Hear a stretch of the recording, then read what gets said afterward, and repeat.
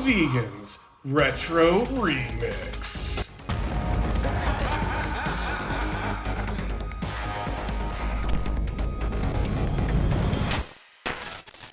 Our next guest will no doubt be considerably rounding out our tummies and warming our hearts with her thoughtfully created, organic, plant-based, gluten-free, fair trade conscientious food.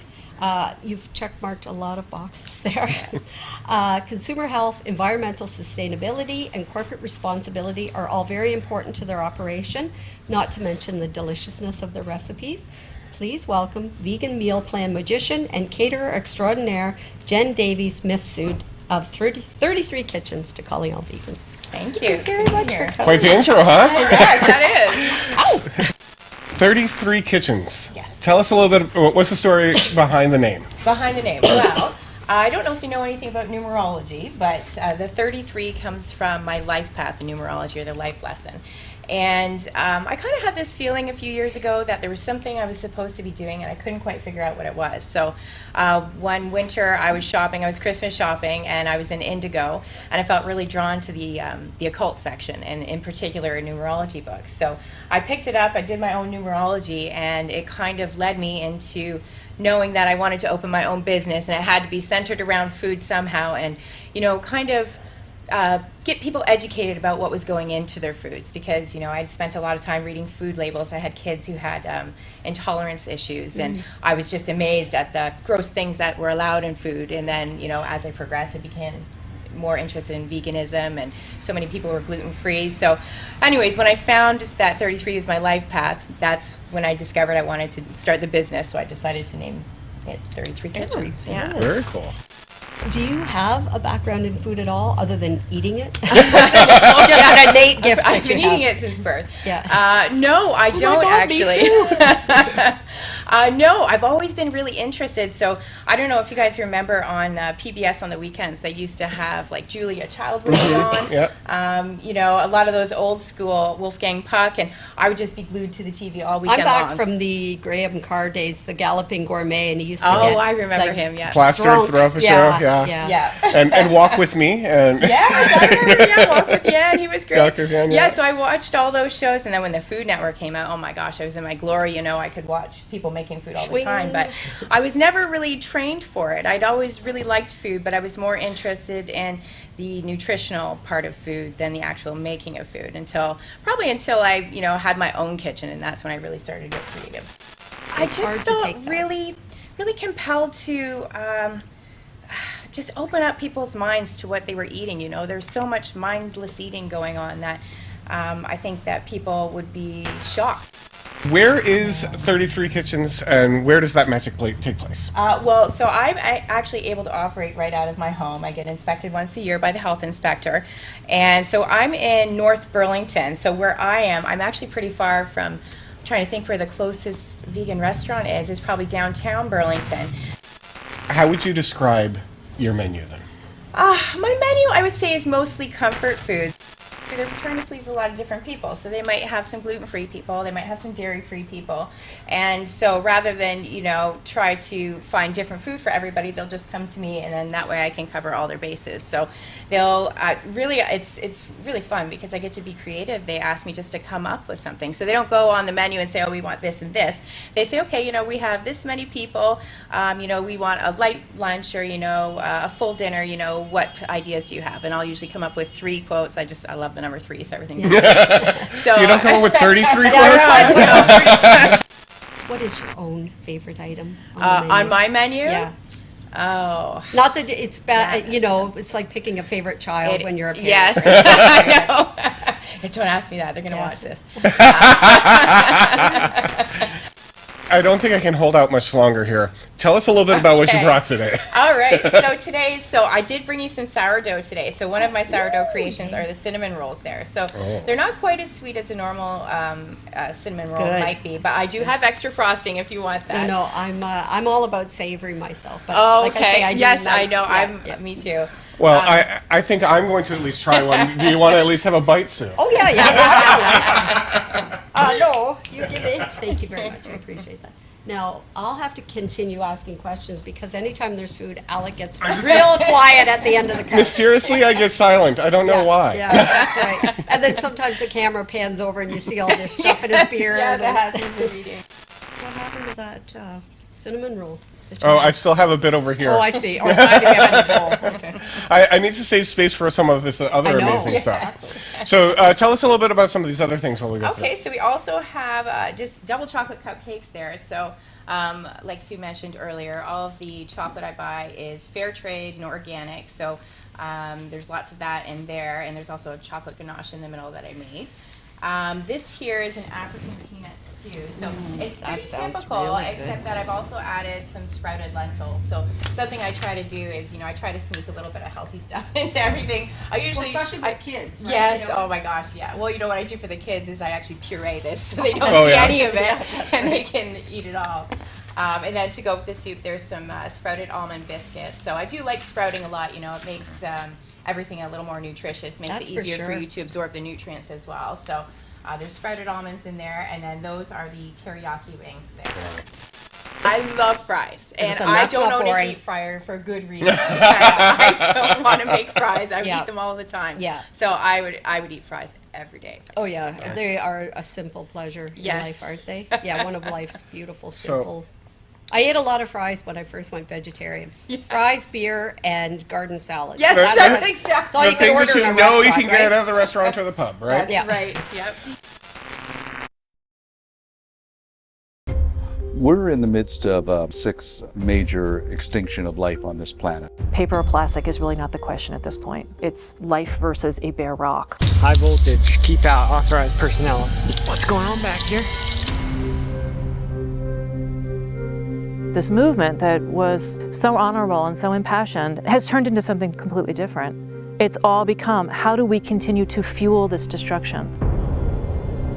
There is a push for a 100% renewable world. What they don't talk about are the unseen harms caused by these technologies. You may not directly be seeing any smoke come out of any smokestacks, but that doesn't mean it's not happening. Companies are involved in these activities to make money. They're not trying to displace or change other things. What they're actually talking about is sustaining high energy ways of life at the expense of the natural world. I'm not comfortable with an industry that deceives me about something as important as climate change. They claim it is good for the environment when actually it is harmful for the environment. This shit ain't green.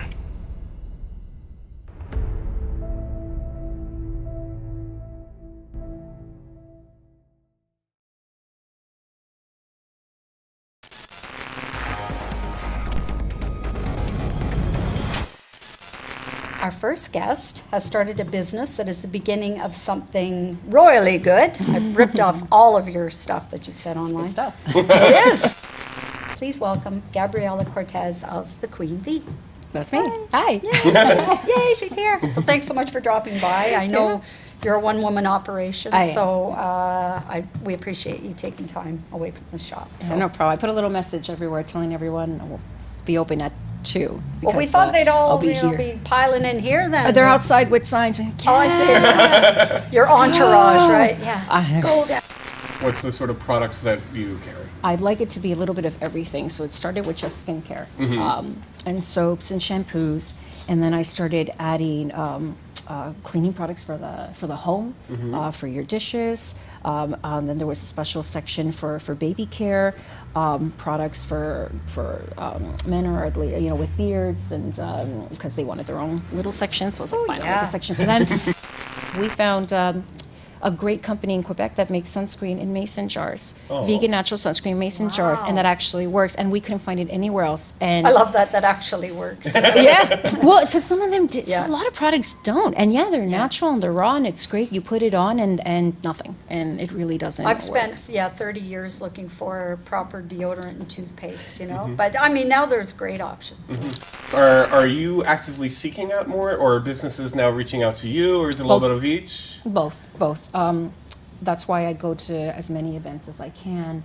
There's the Trinity Bellwood Market. There's always people there. The Veg Fest. There's people I find there all the time. and they're starting to find me, which was exciting the first time someone said, I saw your store and we'd like you to send a sample of our products. And I was just like, oh, You don't have to be exciting. a creeper, right? You don't have to- Exactly, because before it was like, I swear I'm a real business. Yeah. Please send me a product. It was funny because one time I messaged somebody and, no, we're busy, we'll let you know. Months went by, I forgot them. And then I got an email being like, hi, we're the representative of the company and we saw your site somewhere and we'd love to be part of your shop. And I'm like, now you are. I'm sorry, we've gotten too big for our britches now, so So, we don't need you. with all of the products that you have in the lineup for testing out, are you planning on like doing any video blogging or anything of like this product? And we're going to be carrying it now in the store. I do already. See, this is the funny thing. Like, I have a YouTube channel. Oh, really? Where I do videos like I explain skincare routines because people come in and say, well, how do I use a toner? Well, there's a whole video on how to use toners, me jabbering on. And I do recipes as well. So I'll do videos of recipes that I do. And on Facebook every now and then I'll have a live video be like, we have a product coming in. This is what it is. And this is what the benefits I was watching are. some of So, what's your YouTube channel? TheQueenVBoutique. And is that the same for your other socials? So for Facebook? Facebook, it's the QueenVBoutique as well because the Queen V was taken by someone else. I saw what the Queen V was all about, but I won't. And do you have any?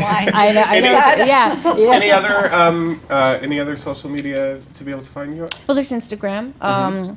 Also, I believe that's the QueenVBoutique as well. And we actually have our own blog site, which is thedailyv.ca, which I also run by myself, which has articles where I write about veganism. I even have a relationship section where I write about relationships, people who are vegan, dating non-vegans, recipes. I did a whole collection on chakras. I was studying the chakras, and I did this whole thing on how to meditate and how to connect to each one.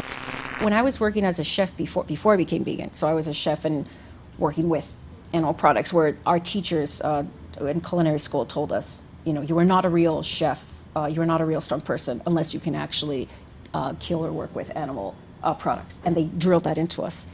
And it changed. What fascinated me most was my change of heart after that. I remember there was a time where I did have that mentality where people would come to me and they were almost like fearful of me because that's how they train chefs to be. Like tough and impressive, and anyone who comes around you be like, what? Who are you? Peasant. What do you want? Oh, you can't eat meat. And that's how they trained us. But then when I went to the other side, it was crazy how Over here on the dark side with the cookies, huh? With interesting. with the milk and they egg-free cookies. Yeah, but what's interesting, what they call the dark side brought so much light. Exactly. And it was funny, the change was made everywhere. Like, even my mother was like, you're looking a little hippie-ish. And I was like, I was Thank like, you, Mom. do you like my bracelet? And it's true, you find this whole other connection to everything, to nature and to people and to yourself, and you find a sense of peace, and you realize you've got to work on not just your food, you got to work on how you live and the environment and how to take care of yourself, what with meditation or yoga or connecting with people. Thank you very much for coming on the show. We really appreciate Thank you for having me. Calling all vegans, Retro Remix.